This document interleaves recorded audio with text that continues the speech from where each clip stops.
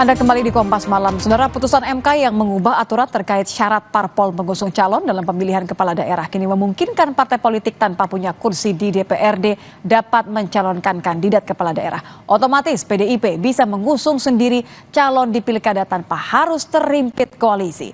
Meski masih tanda tanya, apakah pilihan PDIP akan jatuh pada Anies atau kader sendiri seperti Basuki Cahayapurnama?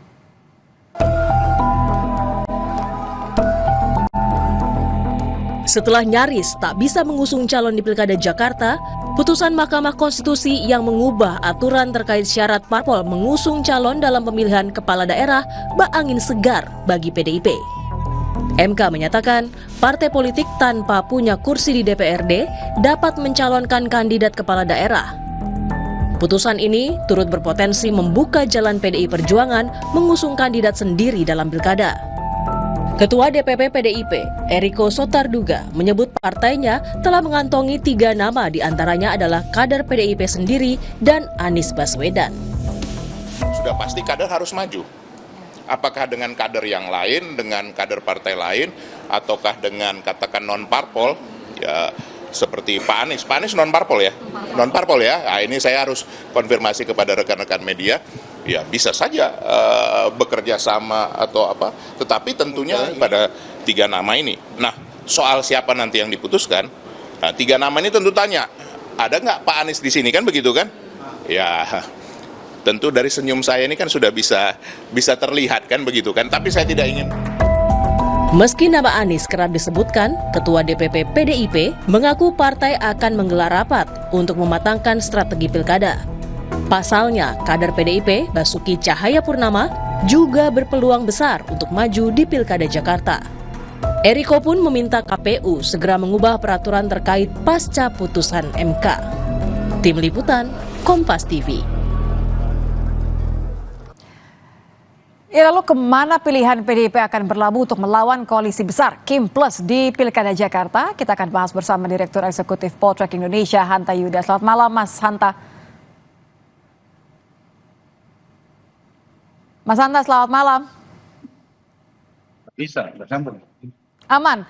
Suara Mas Hanta terdengar? Apakah suara Nitya sudah terdengar? Nitya. Aman ya? Selamat malam, Nitya. Ini nampaknya yang baju merah akhirnya lolos juga ya. Kalau kita lihat ini akhirnya untuk memenangkan, kita langsung lawan strategi saja. PDIP akan mengusung siapa untuk melawan Kim Plus? Ya, kabar baik sekali buat PDIP. Termasuk figur-figur yang memiliki elektabilitas tapi belum mengantongi boarding pass pada Anies Baswedan dan sebagainya. Nah, karena petanya di Jakarta itu sudah mengkristal, di mana Kim Plus sudah mengusung Ridwan Kamil, kalau tidak direvisi, maka kemungkinan melawan kota kosong sudah tertutup, hanya bicara melawan persoalan tidak relevan lagi. Nah, kemungkinan Ridwan Kamil akan melawan Kamil dan koalisi Indonesia Maju Plus akan berhadapan dengan calon yang kuat, yang kompetitif dan cukup kuat. Nah, siapa yang ini akan muncul? Menurut saya faktor ini sangat bergantung pada PD Perjuangan. Pada PD Perjuangan, karena PD Perjuangan yang mengantongi boarding pass ini. Oleh karena itu, kalau mau kompetitif, mau bisa bertarung, bisa memenangkan pertarungan, maka elektabilitas menjadi faktor penting. Dugaan saya, yang menjadi variabel bagi PD Perjuangan adalah satu kadernya, yang kedua adalah elektabilitas yang bisa mengalahkan Ridwan Kamil. Karena itu Anies Baswedan itu mestinya masuk dalam radar PD Perjuangan untuk dipertimbangkan agar masuk menjadi penantang bagi Ridwan Kamil. Karena apa? Karena Anies Baswedan memiliki semacam elektabilitas yang tinggi yang bisa diandalkan, yang bisa juga menjadi andalan. Itu dari sisi Anies Baswedannya. Kalau kita lihat kemungkinan besarnya Anies menurut Anda, tapi kan kita bicara ini yang mengusung adalah PDIP, Mas Hanta. Apakah tidak akan besar kemungkinan perlawanan dari akar rumput PDIP kalau sampai mengusung seorang Anies Baswedan? Nah, itu juga yang menjadi persoalan. Komplikasi politiknya. Kita tahu Anies dan PDIP ini memiliki titik pisah yang relatif tinggi. Titik tolak. Tapi mereka juga punya titik temu. Titik pisahnya apa? Satu, ada potensi benturan ideologi. Yang kedua adalah irisan pemilihnya, konstituennya itu seperti air dan minyak, ya agak jauh, meskipun itu bisa mungkin mengalami normalisasi kalau misalnya diusung. Yang ketiga, Nitya, kita tahu juga Anies dan PDI Perjuangan, dari sisi PDI Perjuangan, PDIP memerlukan figur yang merepresentasi dari partainya, katakanlah mewakili partainya. Ini yang menjadi titik tolak, di titik temunya PDI Perjuangan maupun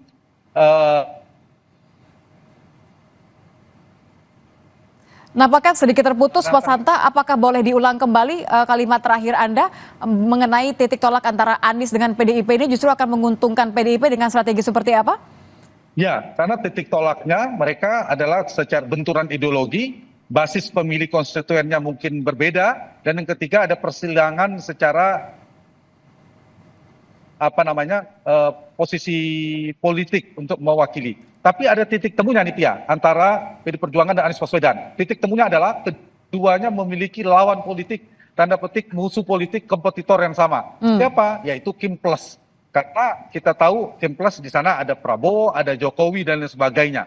Nah, ini titik temu ini mungkin bisa menjadi jalan tengah. Apakah Anies dipasangkan dengan kader PDI Perjuangan, apakah Rano Karno kah, Pak Ahok sendiri kah, atau nama-nama lainnya, itu akan menjadi lawan tanding yang kuat.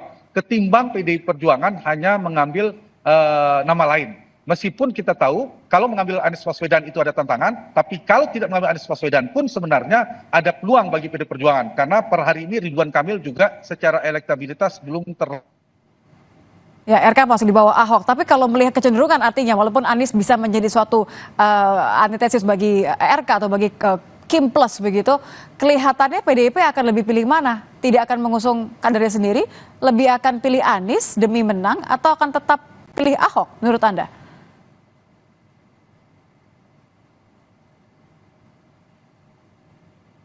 Mas Hanta? Nampaknya kembali ada gangguan teknis.